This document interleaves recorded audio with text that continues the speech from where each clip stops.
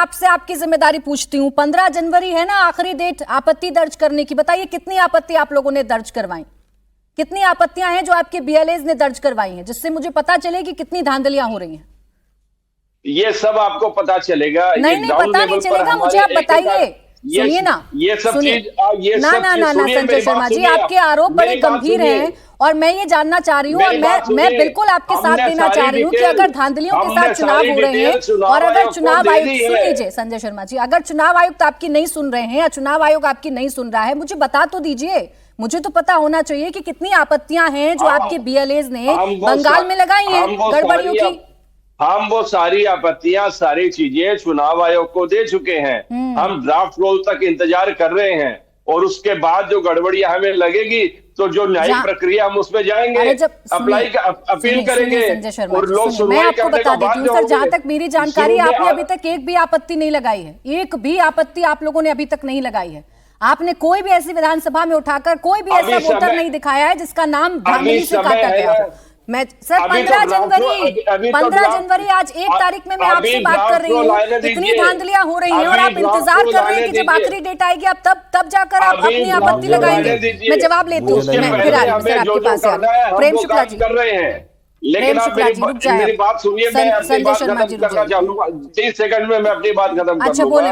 वर्तमान में चुनाव आयोग के माध्यम से जो चलाने की कोशिश भारतीय जनता पार्टी कर रही है, हम वो होने नहीं देंगे। बंगाल के चुनाव में एसआईआर बिल्कुल है सर, आप धमकाएंगे, आप मुंह दिखाने की बात करेंगे, लेकिन वाकई में जो आपको करना चाहिए आप नहीं करेंगे। मैं पूछ लेती हूँ, रुकिए मैं पूछ लेती हूँ। प्रेम शुक्ला जी, नौबत इस वजह से आई, रुक जाइए प्लीज। आप संजय शर्मा जी, आवाज डाउन करनी पड़ेगी मुझे, प्लीज रुक जाइए।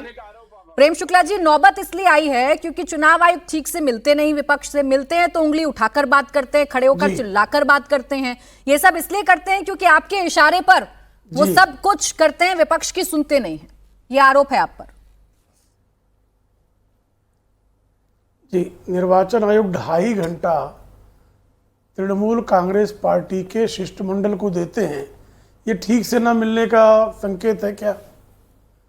2.5 घंटे की भेंट ही इस बात को निश्चित कर दे रही है कि वह तृणमूल कांग्रेस पार्टी की तमाम शिकायतों को विस्तार से सुनने का उनके भी अंदर धैर्य है और बाहर आकर जो है आप धमकाइयाँ चमकाइयाँ करेंगे।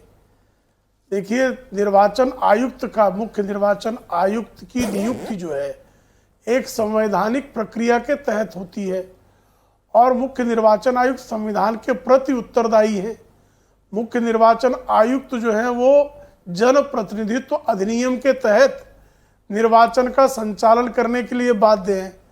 ऐसे में किसी की धमकाइयाँ चमकाइयाँ के दबाव में आने का प्रश्न ही नहीं पैदा होता, अपेक्षा ही नहीं की जाती। जिसको संविधान के अनुकूल जो है अपने दायित्व का अनुपालन करना है, जिसको जनप्रतिनिधित्व अधिनियम 1951 के तहत अपने जो है कार्यों का निष्पादन करना है, ऐसे व्यक्ति को अगर कोई राजनीतिक दल धमकाइयाँ चमकाइयाँ कर स्वीकारना चाहिए। क्या अभी श्रीमान संजय शर्मा कह रहे थे कि तृणमूल कांग्रेस पार्टी के लोग निर्वाचित हैं। भाई, पश्चिम बंगाल में भारतीय जनता पार्टी के विधायक भी निर्वाचित है ना, लेकिन पश्चिम बंगाल में 2021 से लेकर 2026 तक, 1 जनवरी 2026, आज हम नए वर्ष के पहले दिन जब बैठे हैं, तब तक एक भी राजनीतिक प्रदर्शन करने की अनुमति तृणमूल कांग्रेस की ममता बनर्जी की तानाशाह सरकार ने नहीं दिया। 104 बार, कितनी बार?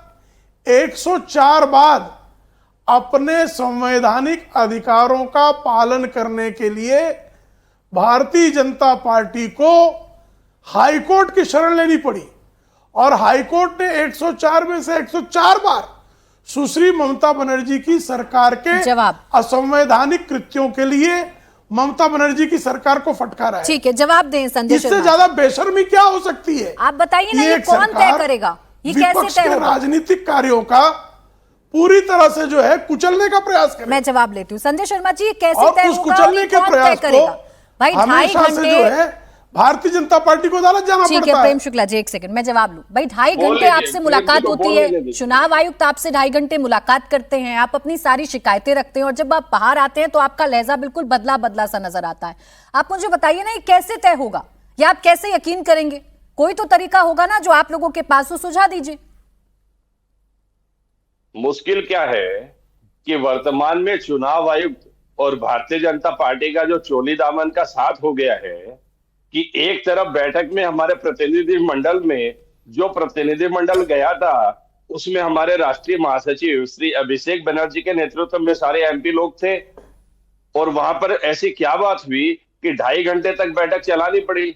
चुनाव आयोग का काम क्या होता है? चुनाव आयोग लोगों की सुनना चाहिए और सुनकर उनके संतुष्टिजनक उत्तर देने चाहिए। जरूर कोई तो ऐसी बात चुनाव आयोग ने नहीं मानी होगी और चुनाव आयोग धमकी देकर शिष्टमंडल को अपनी बैठक निपटाना चाह रहा होगा, इसलिए अंगुली दिखाने की जो बात उठी है। कमाल करते हैं आप संजय शर्मा जी। अभी तक इस बात पर शिकायत करते रहे कि चुनाव आयोग हमसे मिलता नहीं और अब आपको इस बात पर आपत्ति है कि 2.5 घंटे हमें समय क्यों दे दिया।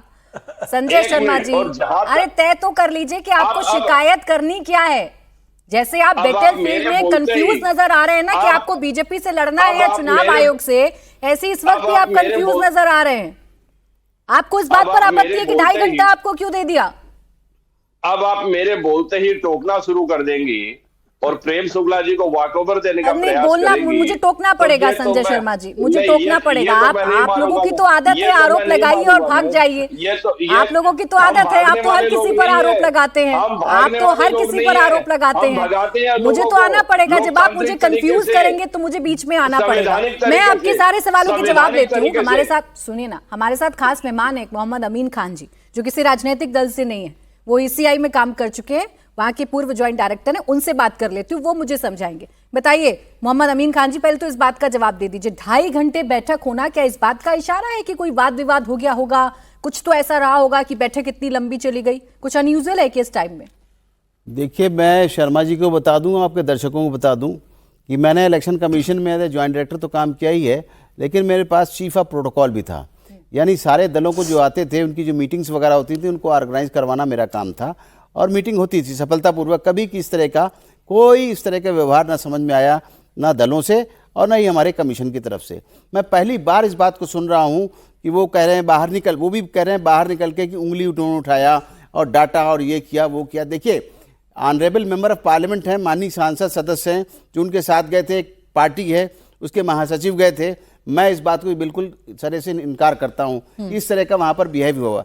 उनसे बात जरूर हुई है और अपने उन्होंने सबमिशन किया होगा हर बात का, उस हर बात का जवाब दिया गया है। और बाहर आके सिर्फ अपनी पब्लिसिटी करने के लिए, जनता को भरमाने के लिए, जनता को बेवकूफ बनाने के लिए आप बाहर गेट के बाहर आके कुछ भी कहिए, आप स्वतंत्र हैं। लेकिन एक चीज मैं आपको याद दिलाऊंगा, जहां तक आपने पहले क्वेश्चन किया कि किस तरह से होता था चुनाव इलेक्शन कमीशन का, आप आजादी से उठा लीजिए और 2014-15 तक किस तरह से हुआ है। प्राइम मिनिस्टर नॉमिनेट करते थे और पहले भी इसी तरह हुआ है और अभी भी हुआ है। इस तरह की बात मत करिए जहां तक सवाल है। दूसरी बात मैं एक बताऊं, आप लोग चुनाव जीत के आ रहे हैं बंगाल में, कोई आज से नहीं आ रहे हैं, कई तीसरा दशक है, तीसरा टर्म है आपका। आप ये मुझे जवाब दीजिए कि यही ममता बनर्जी जब इलेक्शन हो रहा था तो उन्होंने सीधा इल्जाम लगाया था इलेक्शन कमीशन के ऊपर, ये गृह मंत्री और प्रधानमंत्री के अंडर में काम कर रहा है इलेक्शन कमीशन, और वो इलेक्शन हार गई थी अपना। उसके बाद में इस तरह के आरोप लगाए। उसके बाद क्या हुआ, जब वो चुनाव बाई इलेक्शन जीत गई उसके बाद से बिल्कुल खामोश पड़ गई थी, कभी उन्होंने इस तरह की कोई बात नहीं की इलेक्शन कमीशन के अगेंस्ट। और आज फिर जब चुनाव सामने हैं इस तरह की बातें की जा रही हैं। आपको शर्म आनी चाहिए, इस तरह की बात नहीं यूज करनी चाहिए। इलेक्शन कमीशन है वो उत्तरदायी है संविधान के प्रति, आपके लिए उत्तरदायी नहीं है। इलेक्शन कमीशन अगर उत्तरदायी है तो संविधान के प्रति है, अपने वोटर का विश्वास देखता है, अपनी पार्टियों को देखता है। इस तरह की बात करने से काम चलने वाला नहीं है। तो आप सोचेंगे राइट कर लेंगे, कोई कहता है चोरी की है, कोई कहता है इलेक्शन कमीशन बेईमानी कर रहा है। ये आप लोगों को शर्म आनी चाहिए, इस तरह की बात नहीं यूज करनी चाहिए इलेक्शन कमीशन के लिए। कमीशन अपने आप में कमीशन है, संवैधानिक संस्था है, उसका सम्मान करना आपका काम है।